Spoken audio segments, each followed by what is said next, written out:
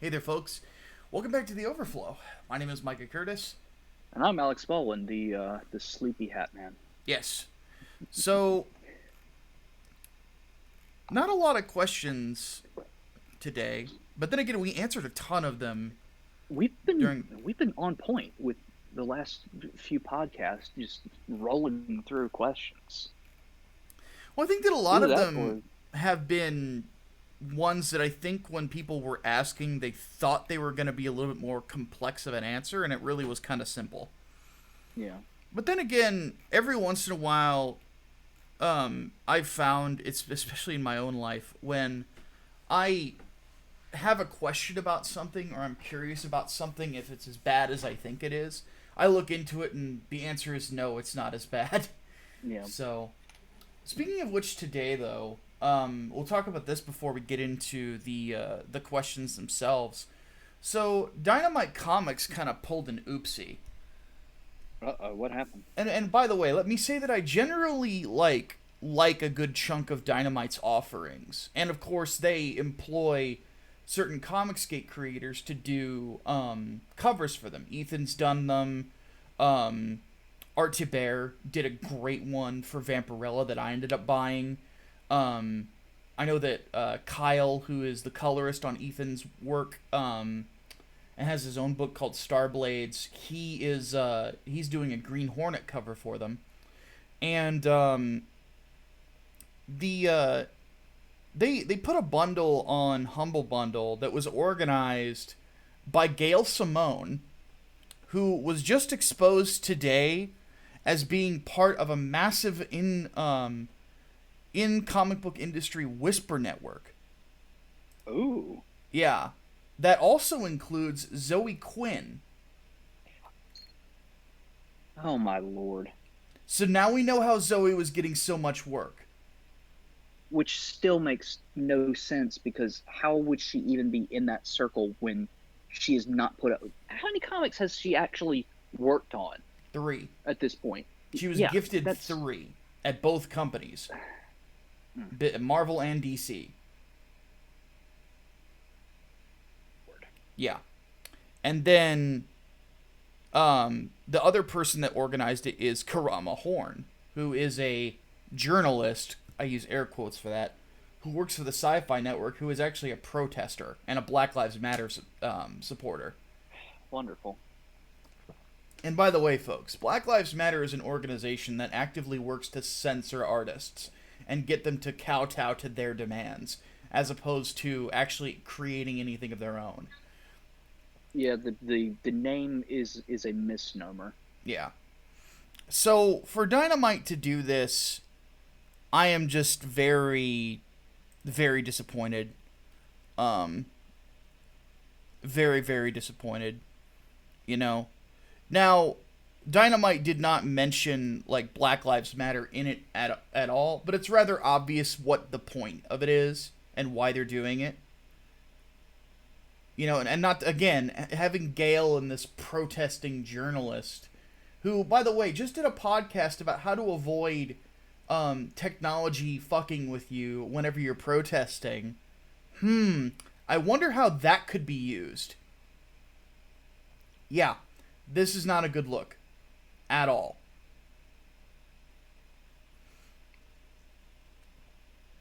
So, it's one thing for a giant corporation to bend the knee.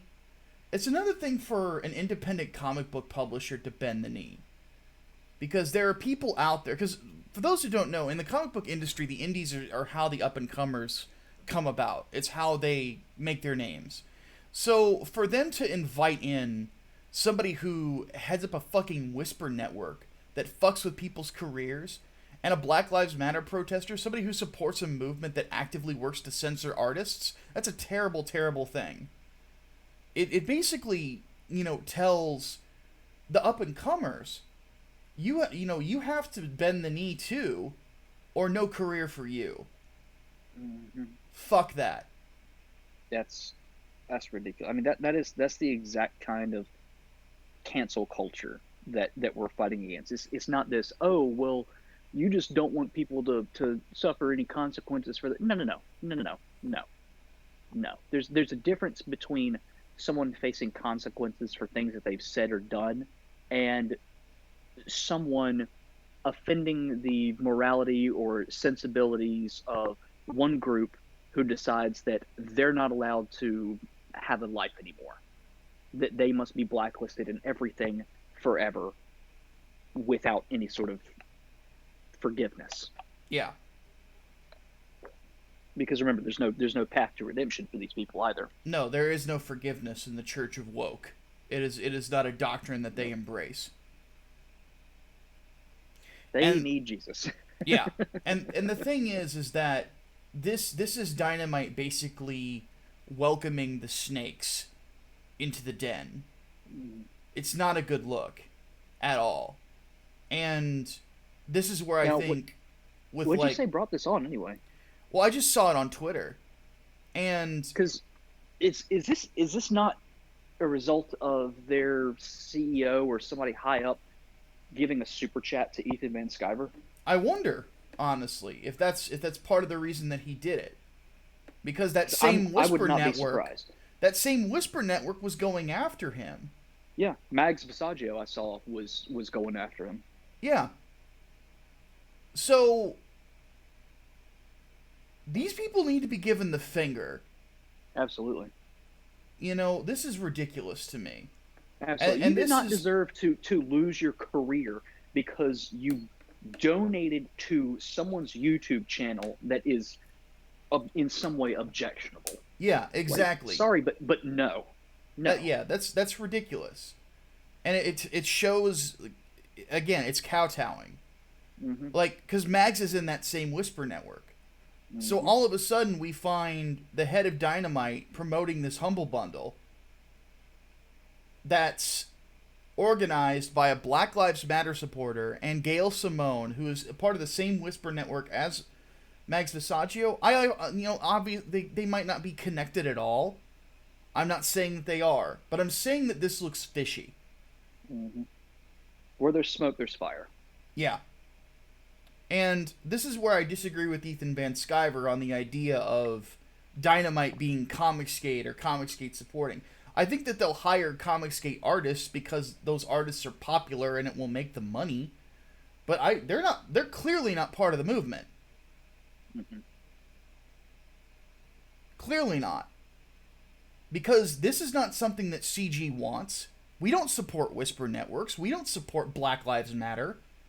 Again, a movement that is completely devoted to or not completely devoted, but partially devoted to the censorship of artists and making people bend the knee to them as an organization. Yeah, the movement specifically. That's as in the movement for Black Lives. Yeah. That is the very specific one. Well, we have several people that are in CG that are not white people, that are creators, mm-hmm. that work for me. That don't support the Black Lives Matter movement. Most of the people that work on your comics are not white. Exactly. The only person attached in an artistic way up until 2 weeks ago that was white was Eric Weathers. Now it's Bogdan who's working with me on The First Servant. But he's from Romania. Mm-hmm. You know, of course he's going to be white. And by the way, that's a modern definition of white. He wouldn't be considered white 200 years ago. Mm-hmm. Because he's a Slav. This is all so fucking stupid. It is. And my general point is, to just address the audience, is, you know, hashtag brand, you know, kowtowing or putting out there basically saying, we like black people. That's one thing. It's another thing for a small creator on the independent scene to bend the knee to somebody who would destroy you in an instant. Mm-hmm. You know, EA Games, Epic Games, all of these folks, Black Lives Matter couldn't do shit to them if they tried. No, they have fuck you money. Yeah, they have fuck you money. The only reason that they do it is because somebody in their PR department, likely who reads the Huffington Post, told them it was a good idea. Mm-hmm. And yes, I actually do know how these sorts of things go on. I worked for a corporation that did exactly this. Now, on the flip side, a small company doing this, especially one that says that, you know, that everyone else is telling me is Comicsgate, does this, this isn't what CG's about, man. Mm-hmm. It's just not. So, I'm going to have to just disagree with people who say that they're comic skate or they're comic skate aligned, because this is not the sort of move that CG does. You know, it never has been ever since it started. You know, with, well, now the only originators of it that even claim it anymore are me and your boy. You know, but when it all got started, when we were there at the start, this was the sort of shit we stood up against. Mm-hmm. You know, I have no desire to allow the wolves in, ever. So, with that said, I am actually going to have to switch my headset, because this one just told me battery low. So remember, there are benefits to gatekeeping, y'all. Yes. Sophia, one of my colleagues at RT, Sophia Narwitz, wrote a great article about it. Let me switch this out real quick.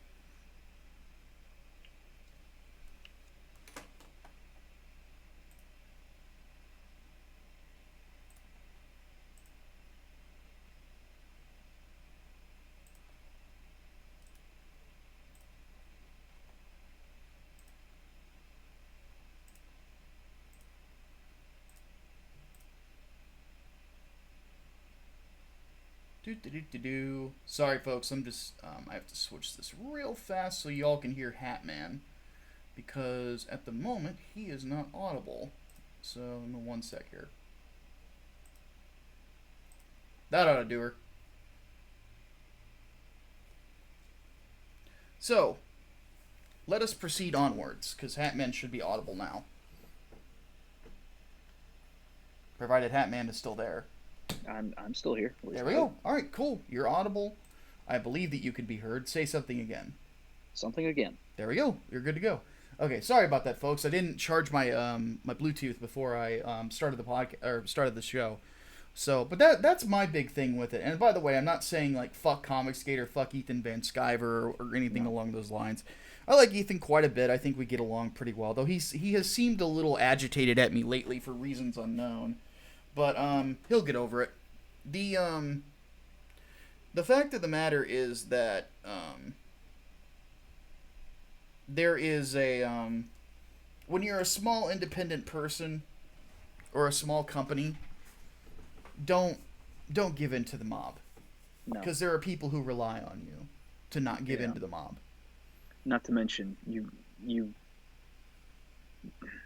I can't even say give them an inch, they'll take a mile, because it's not so much that. It's more of a foot in the door tactic. If they can get you to let them in just a little bit, they will take you for just about everything that you can. It's not just a mile. It's never just a mile. They will keep you running. The dropped pen, as it were. Well, you've already got the pen in your hand, so you may as well sign the rest of your life away.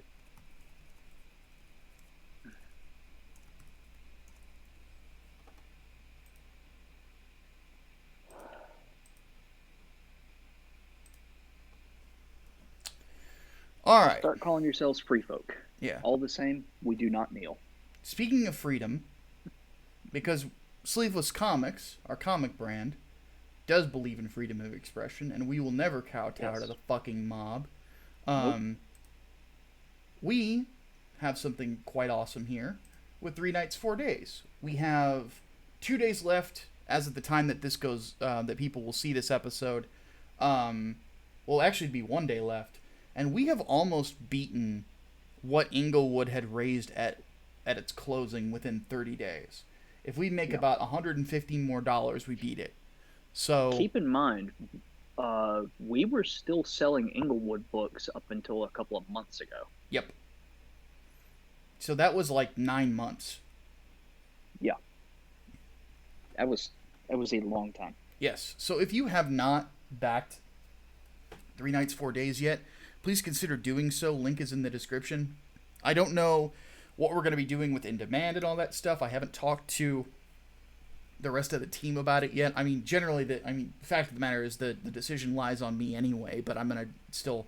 Another thing that, if you're an artist who ever wants to work with me in the future, I always include my art team in decisions like this. even though I have the final say because I trust my team, you know. So just something to keep in mind. But either way, it's gonna, it's a phenomenal looking book, and Preston and I are working daily to make sure that we're getting you guys the best comic that we can get you. So, back it, link in the description. So, with all of that said, we've kind of bantered on to kind of fill the time, but I didn't want this to be a short show because people seem to like it when we go long. There's one more thing in regards to Inglewood, and I'll put this in a proper backer update too, but all of the standard edition comics that are headed to a U.S. address are now in the mail, unless of course you got them as part of a bundle, as in like the shirt or the poster. Those will be done later on. Right now, what we're doing is focusing on the individual comics to send out. So your bundles, Windy City specials, whatnot, those will probably go out last. Mostly because the posters still aren't done because we still don't have an ETA on the printer. Yeah. And at this point, I'm looking at alternatives for it, just so we can, get them out there, get them done. But nothing's concrete just yet. Shirt's pretty much done, so those can go out whenever I end up shipping those labels. And next up are the director's cuts. Director's cuts, domestic ones, will go out next. I'll start printing the labels for those sometime tomorrow. So if you back the director's cut, keep an eye on your email. You'll be getting something from Indiegogo about those books coming out. And then I believe after that I will work on international orders too. I have sent out exactly 2 internationals, one to Canada, one to Norway, I believe.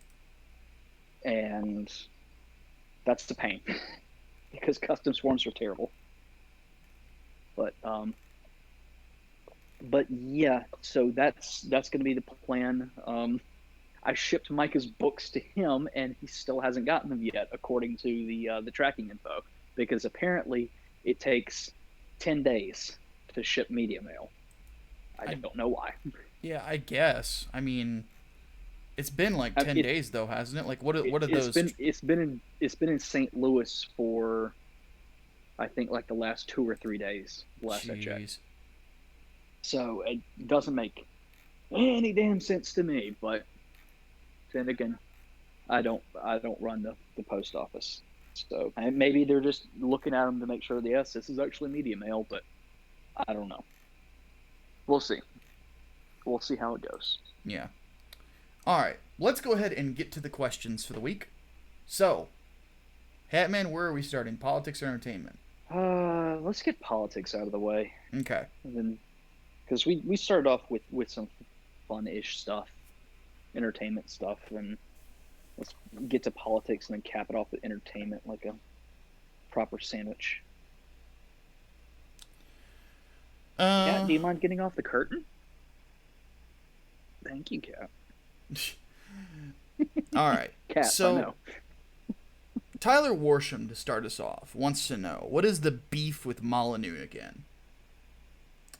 Well, my problem with Stefan Molyneux has oftentimes been he seems to pursue this concept of quote-unquote race realism, thinking that it's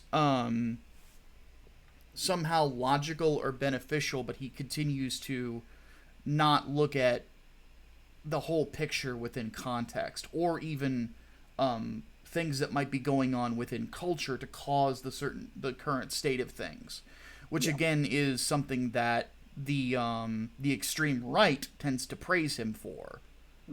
That's my major problem with him. Yeah, race realism is the step below overt racism. Yeah, I mean, it's the 13% commits 50% of the crime. That sort of thing. That's teetering on race realism, or it's without. A lot of people like to use the bell curve for that purpose too. And they don't read the entirety of the bell curve, because they don't. There's dozens of other factors that are looked at when it came to those IQ studies of why people had low IQ, why people had high IQ. Yes. So on and so forth. Certain commonalities between them, and so on and so forth. And Molyneux never brings them up. I don't think that he's ever read it. I doubt it. Most of the people that like to cite it have not read it, or at least have not read it all the way through. They just read, what was it, chapter 3? Yeah, the only time I have ever seen an honest discussion of it, oddly enough, was when Charles Murray was on the, what is his name? Sam something or other, the famous atheist. Sam Cedar? Not Sam Cedar. God. Harris. Sam Harris. Sam Harris. When he was on Sam Harris's podcast, which I do listen to on occasion, but when he was on Sam Harris's podcast, they discussed the book, and also Coming Apart, which again a lot of people have not read either. That goes over what the bell curve is actually about. The bell curve is about culture. Yeah. And the bell curve is about American life, and about who's being left behind and why. Because the basic idea is that there are certain groups that shouldn't be affected by these things the way that they are, and what is it that's causing this. And the conclusions that Murray comes to in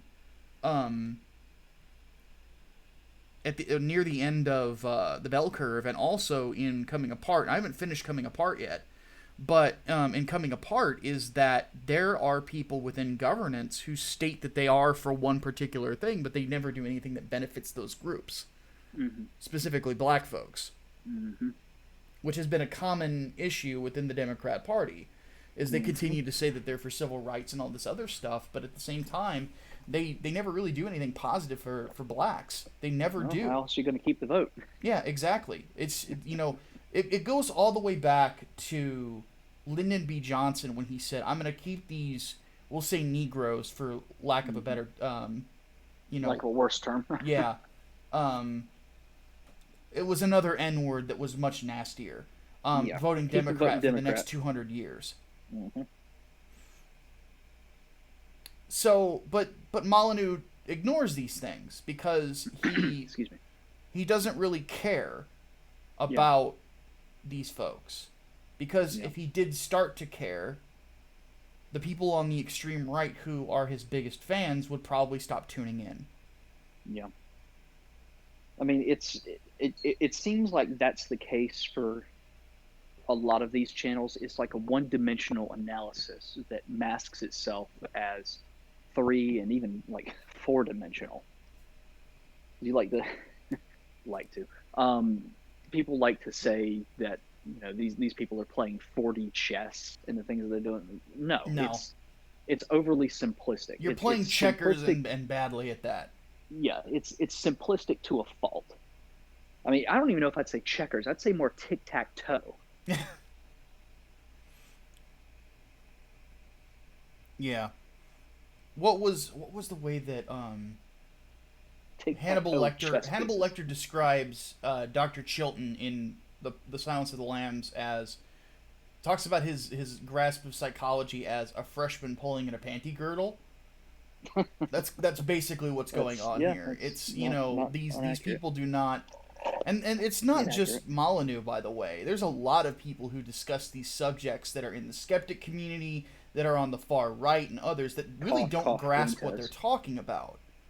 Yeah. Or the full picture of it. And oddly enough, that's why I've remained pretty good friends with Aiden Paladin, because I feel like Aiden's the only person who really does get it. Mm-hmm. Well, I think that comes from her area of expertise too. Yeah. Like she's kind of forced to confront all the aspects of it, forced to do the research, hold the citations and stuff. So when she does offer an opinion, she's got like 3 or 4 sources backing her up on it. Mm-hmm. And she can like quote exactly what is, what in there is going to reinforce her views. She's a true scientist in a lot of ways. She's constantly fascinated by her subject du jour. Mm-hmm. And that's also part of the reason why I respect her so much. Yeah. If she had her doctorate, she would be considered an authority on the subject. Oh, absolutely. Absolutely. And she's a good friend too. So, Hmm. She's good people. but yeah. So basically, that's just what I would say. Divest from Stefan Molyneux, invest in Aiden Paladin. Yeah, there you go. Deep Delver wants to know thoughts on the controversy over Trump's T-shirt logo. So I looked at it, and it kind of gives Iron Eagle vibes a little bit, but it's kind of broad. Even so, it's not a design that I would have gone with. So I looked into it a little bit further, and turns out it was a stock image. They pulled a stock image from a website and used it and threw Trump 2020 and America First on it. Well, that's just lazy. It's lazy, and it's because of that laziness that I don't think it was in any way intentional. Yeah. Especially because afterwards, the stock image site, when they found out, they pulled the image altogether. So I don't think it was intentional for anybody. But of course, it's bad optics. So everyone is going to lose their mind. And that's something I think that just gets my goat more than anything else now. It's chalking this sort of behavior up to outright malice. Like, what can we get away with this time? Yeah. When I don't think it's that. I think it's stupidity. I'm going to defer Occam's to razor. The simplest explanation is usually the right one. Well, this is specifically Hanlon's razor. Don't attribute to malice that can be reasonably explained by stupidity. Yeah. Yep. Yeah, that's yeah. So we got a couple razor blades here to cut the bullshit. Exactly.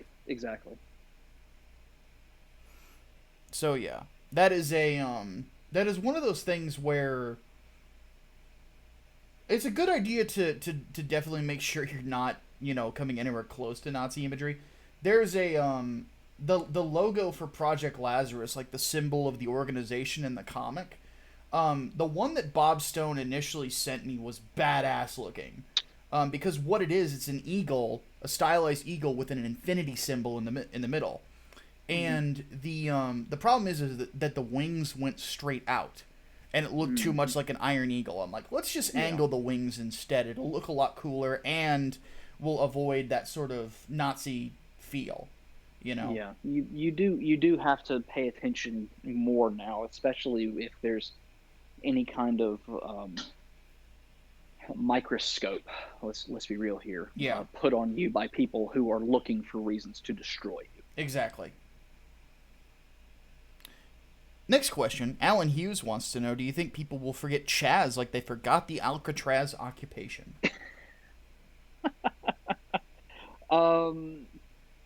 It might take a little while for that. Yeah, I don't want people to forget Chaz. I don't want people to forget that it was failed socialism, communism. Yeah. I don't want people to forget that people were straight up murdered in an execution style. Mm-hmm. And I also don't want people to forget that the person who organized it, when he was finally arrested, was crying like a fucking bitch. Mm-hmm. That is the end of all utopias.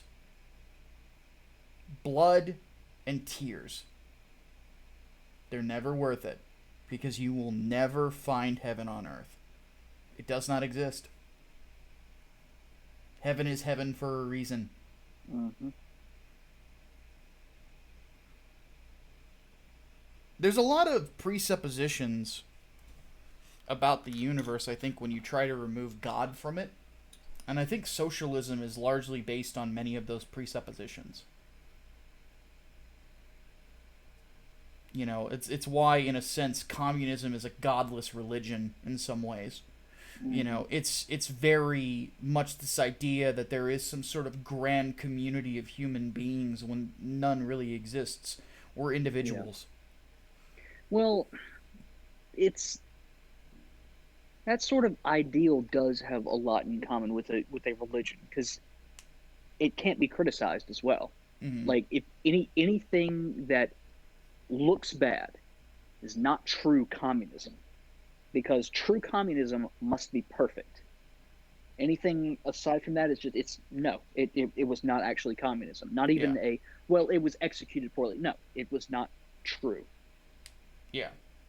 Well, and Cannot that's sort criticize of the my church. beef with Slavoj Zizek, you know, who does articles for RT too. Every single one that I've ever read, which by the way, I still find it funny that some of my articles have overtaken his in popularity. And the Project Melody one, which was like my third article for the website, was right behind his when it went up. So you got this whole thing about communism being reinvented, and then bam, internet waifu. Internet nudie waifu beats left wing philosopher. Yeah, That's, I that could be a headline in itself. I know, right? But that's the funny thing about it, you know. But going back to my issues with Zizek is that he constantly says, you know, it needs to be reinvented and all this other stuff. It's like, no, the concept just will never work. No, And when it doesn't, and when it blatantly doesn't work, you're always moving the goalposts. Mm-hmm. The fact of the matter is that it is, as a system, you know, one that inevitably causes destruction and strife. Yeah, You know, exactly. um, I mean, it demands a slavery on its own. Like, you can't say that wage slavery is bad, and then go out and say from each according to his ability to each according to his need, and then mm-hmm. not call enforcement of that slavery, because that's exactly what it is. If you don't comply, go directly to gulag. Do not pass go. Certainly do not collect 200 rubles. Yeah. It's kind of interesting. I feel one of my big criticisms of Hideo Kojima is in some of his work he goes soft on communism. Mm-hmm. He definitely did in Peace Walker, which is why I think it's part of the Yeah. reason why I think it's the weakest Metal Gear game of all. Yeah. Well, good God, he came just, a little too close to idolizing Che. Yeah, and the interesting thing about it is that he, in a sense, ends up exposing its hypocrisies whenever he takes on Soviet Russia in Mm-hmm. Metal Gear Solid 3. That so the Soviets were never about communism or the workers' revolution. They were always about power. Yeah, of course. You know, and it's no different from any other communist anything. And keep in mind, that was not Stalin's USSR either. That was that was Khrushchev's. long after Stalin had been dead. Yeah, that was Khrushchev who was the premier at the time. And remember, Khrushchev pushed pretty hard for de-Stalinization. Yep. So you can't just say, oh, that's a Stalinist thing. Nope. Yeah, but here's the interesting thing: Volgin was a Stalinist. Mm-hmm. He thought that Khrushchev's doing of things was making the country weak.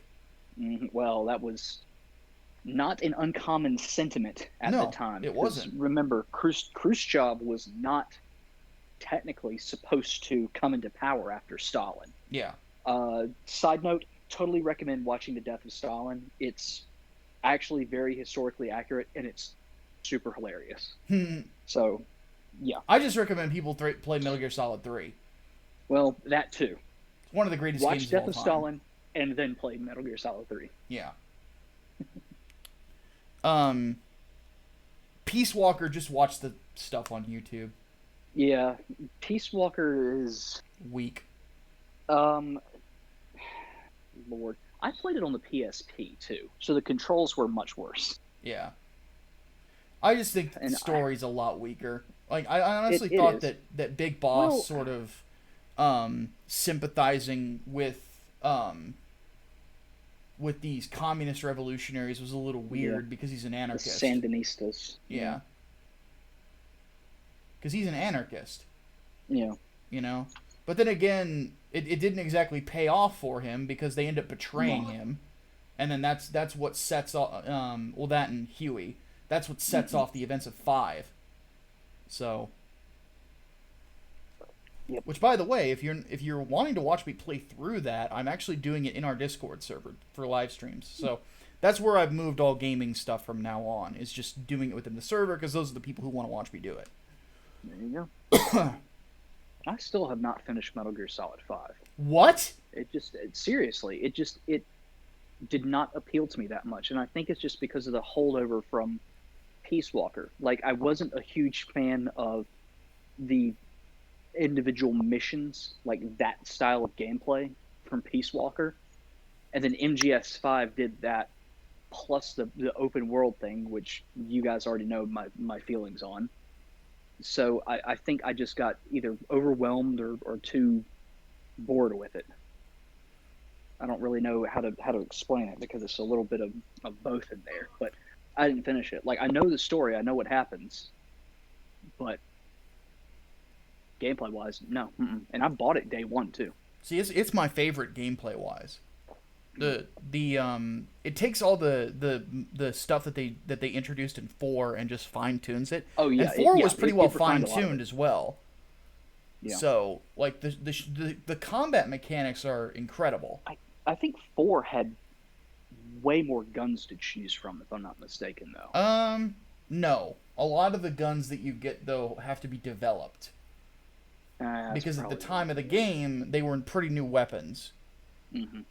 So, but that's kind of what I like about it, is that the game constantly puts you in a place where you have to, continue development and continue moving forward, because you're building an army. Well, see, and that's the Peace Walker element to it too. Yeah, but it does it so much better than Peace Walker did. And technically, it's the portable ops too, because that's where they first introduced it all. Yeah.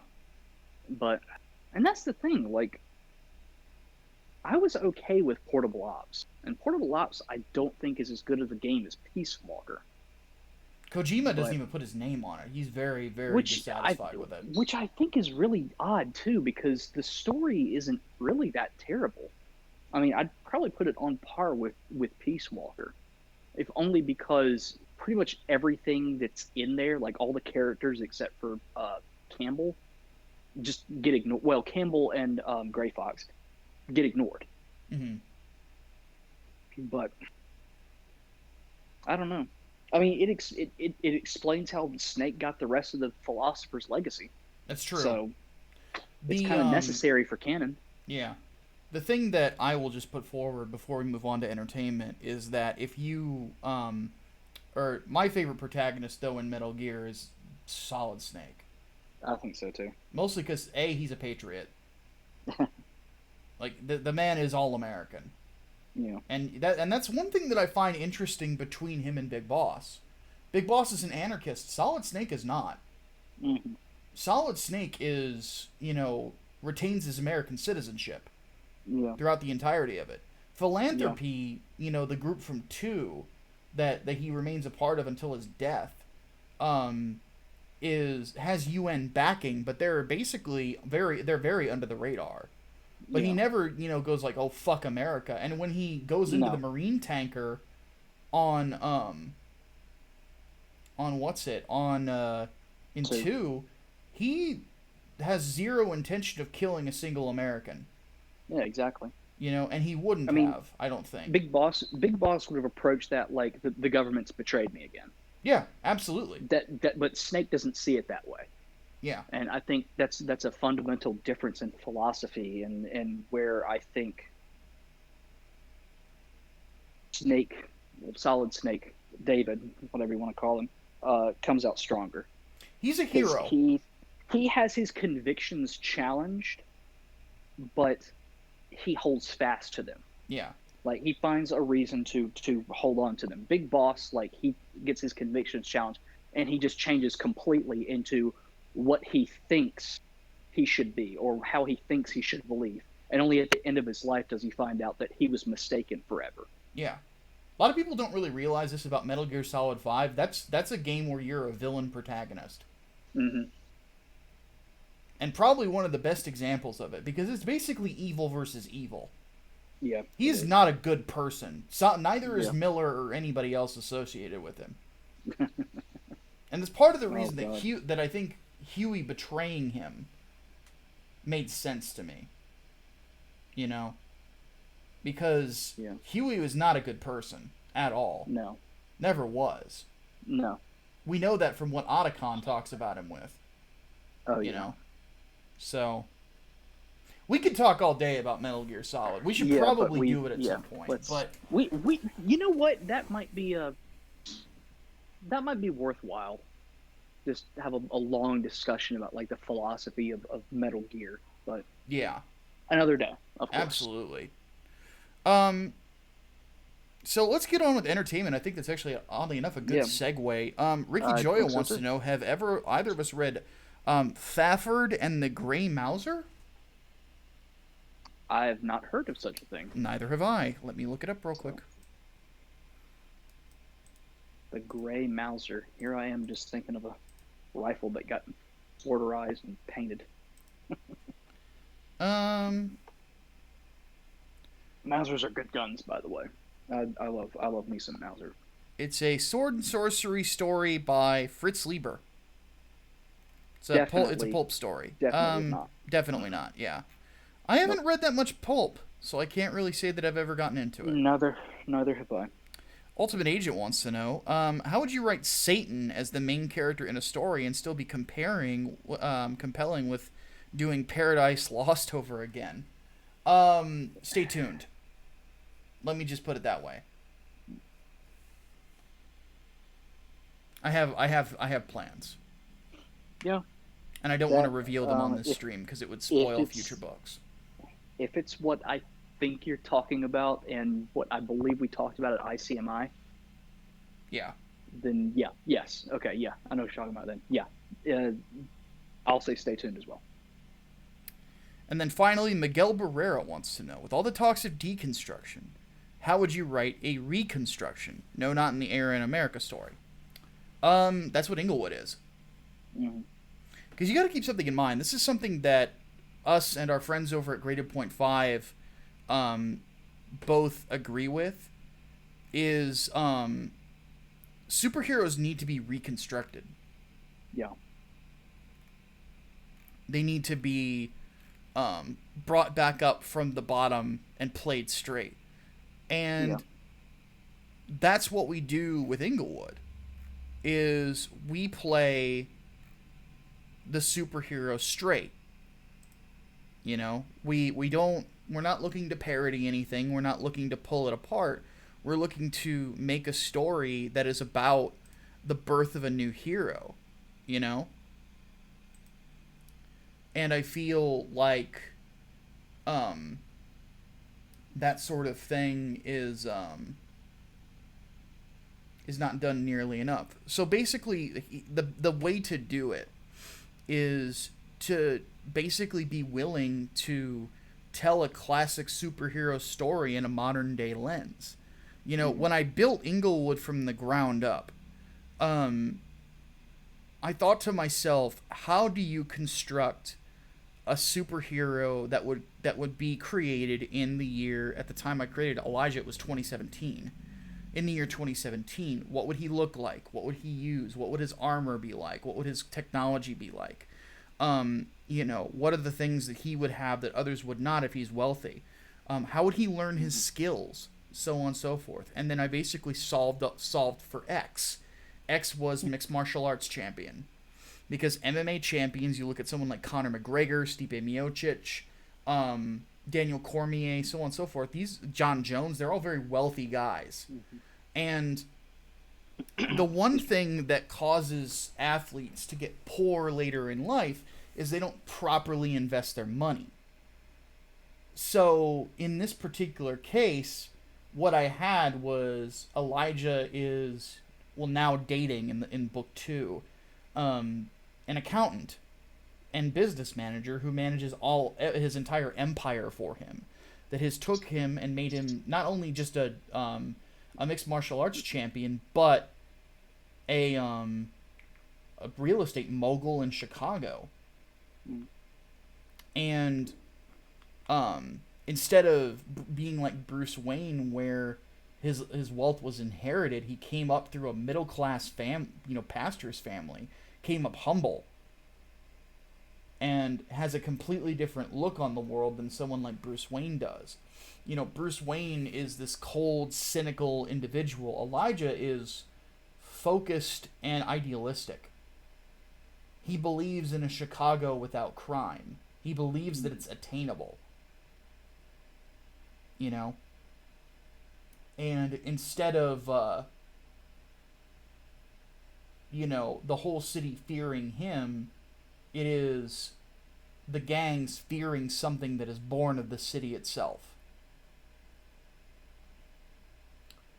That's the way you want to play it. You want to take the concept of the superhero, just bring it into the modern day without feeling like you need to pull the concept apart. We know what superheroes are. We know how they work. We don't have to, pull them apart and be so self-referential that you don't even recognize the genre anymore. Go back to basics. Go back to the things that Jack Kirby and Stan Lee were doing back in the 60s. Look at early Black Panther books. Look at early Fantastic Four. And other writers that did not deconstruct. Look at John Byrne. Look at Chris Claremont. That's where you need to be pulling your inspirations from. Fuck the modern day, man. Fuck Bendis. Fuck, Donny Cates and all these guys. No, don't. You don't need to pull it all apart all over again. It just needs to be something interesting and something compelling. And something that is willing to bring hope back into comic books instead of this constant dim feeling where everything has to point at itself and say, hey, look, it's a comic book. Mm-hmm. Because that's my problem with deconstruction these days, is it treats the audience like idiots. Deconstruction is something that I look at the type of fan that deconstruction creates, and I see Bob Chipman. Everything has to be self-referential. Everything has to do a wink and a nod at the screen. Nah, fuck your winks, fuck your nods. Doesn't need to happen. So. Rant over. There you go. Do you have anything to add in there, Hatman, or no? I've got nothing. I think you summed it up pretty well. Woohoo! More proof that I'm awesome. And I'm damn good at what I do. Alright, folks. I have to get started. It is time for breakfast, actually. Oddly enough, I haven't eaten yet. I had my water, which I have now sworn to myself that every morning when I wake up, I drink a glass of water. Just chug it. And it just gets the juices moving. Flushes you out. So, I've had that. I forgot to eat. So I'm going to have bacon and eggs. I think that sounds pretty fucking good right now. Bacon and eggs are good. So, Hatman, do you have any final words before we close out this overflow? Bacon and eggs are good. Bojangles is good. Never had Bojangles. Come to North Carolina. We will have Bojangles and cook it out. Hopefully someday I'll get to move out there. So. Well, even if you can't move, just vacation. Indeed. All right, folks, and with all that said, we're going to go ahead and take off. My name is Micah Curtis. And I'm Alex Baldwin, and I'm probably going to go get more sweet tea, too. Sounds good. Don't forget to back 3 nights. We'll see you guys this Friday. Deus Volt. Deus Volt.